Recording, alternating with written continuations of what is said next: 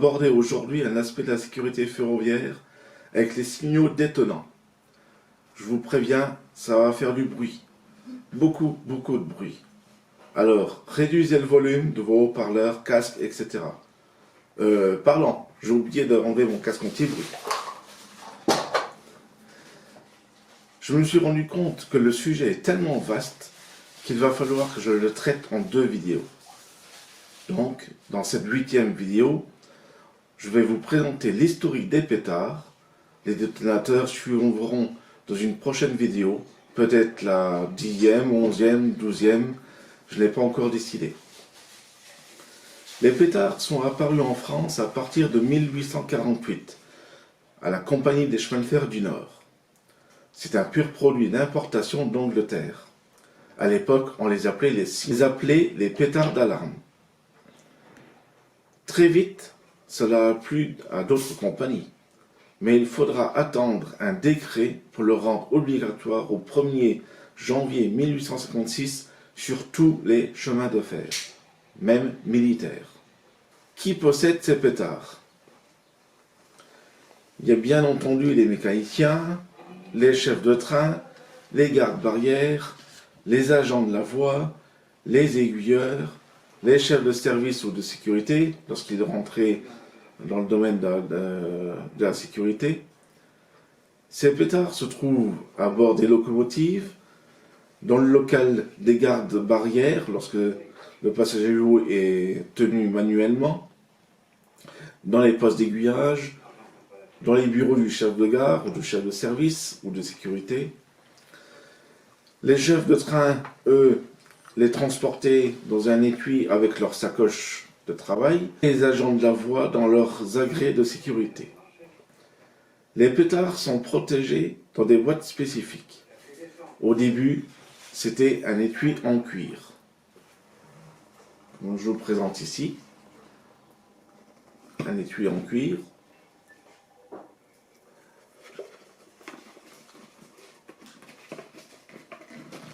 Alors vous ne verrez pas l'inscription, c'est une inscription à froid marquée Nord.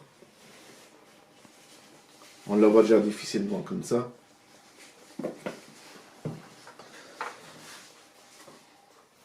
Ici nous avons une boîte donc, de la compagnie des chemins de fer de l'Est, marquée Est, pétard, et une inscription très utile à manipuler avec précaution.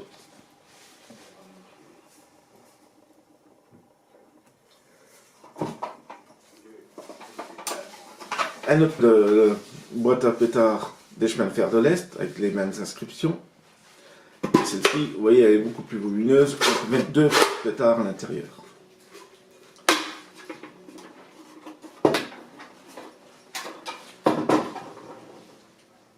Et puis les modèles que la SNCF a pu avoir, qui n'est rien d'autre que les modèles repris sur les anciennes compagnies, et on voit bien ici inscrit SNCF avec le porte-pétard à l'intérieur.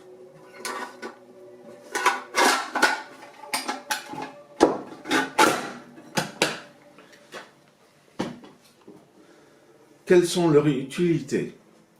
En cas de danger, les agents qui en sont témoins ou avertis doivent immédiatement protéger un obstacle et poser 3 pétards en quinconce sur 30 mètres par voie et sans circulation, à une distance de 1500 mètres du lieu à protéger. Cette distance peut être réduite ou allongée, cela dépend du type de ligne. Dans le cas où la locomotive viendra les écraser, ça les ferait éclater, le mécanicien doit immédiatement arrêter le train, puis repartir en marche à vue sur une distance de 1500 mètres. Mais ce n'est pas la seule utilisation.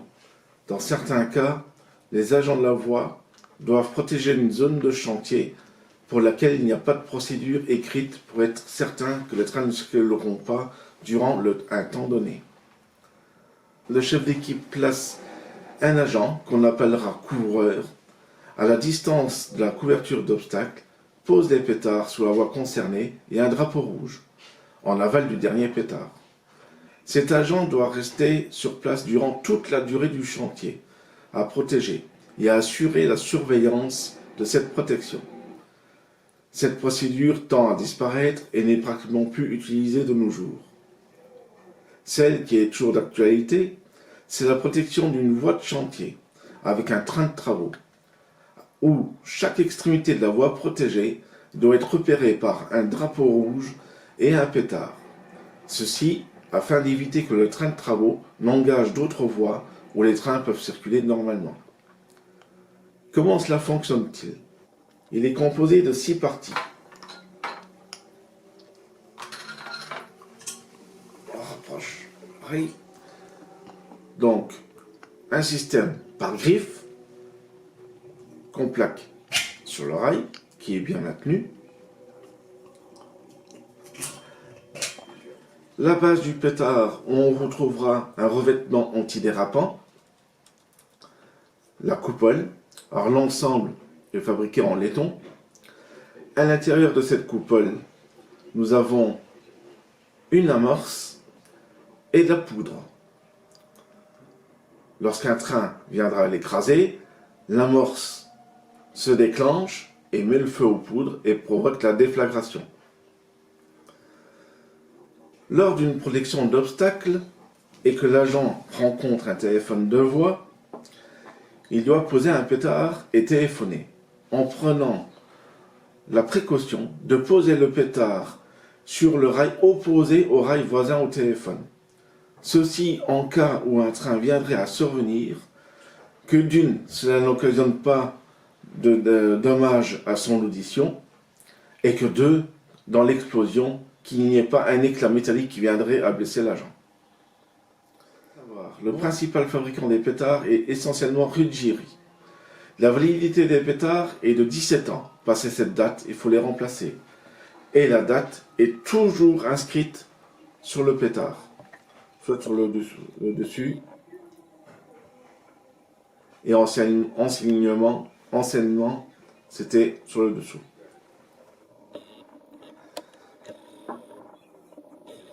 Sauf vers la fin des années 70, malheureusement je ne me souviens plus de la date exacte, la validité des pétards est passée à durée illimitée. Savez-vous pourquoi? Eh bien, l'usine qui les fabriquait a rencontré un énorme contretemps. Un incendie a déclenché une violente explosion qui, du coup, avait mis hors d'état la ligne de fabrication. Nous vous présentons donc différents modèles.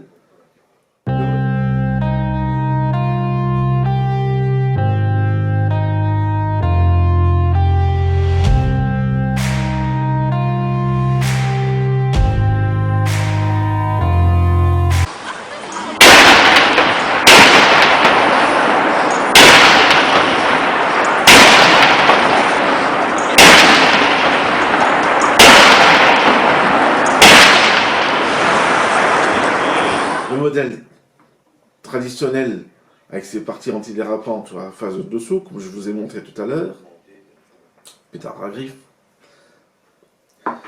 Et puis cet autre modèle, fabriqué par Gévelo. Ce modèle date de 1947. Une capsule de protection, toujours les griffes. Même principe, les griffes pour maintenir le pétard en place.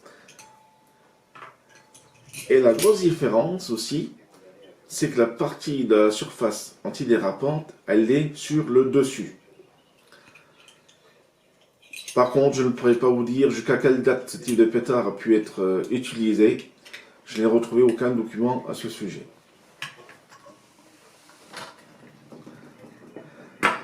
Voilà, j'espère que vous n'avez pas perdu trop d'audition. Si oui, je ne suis ni coupable ni responsable. J'espère que le sujet vous a plu. La prochaine vidéo sera consacrée à la commémoration du 8 mai. Alors, je vous dis à très bientôt. Au revoir.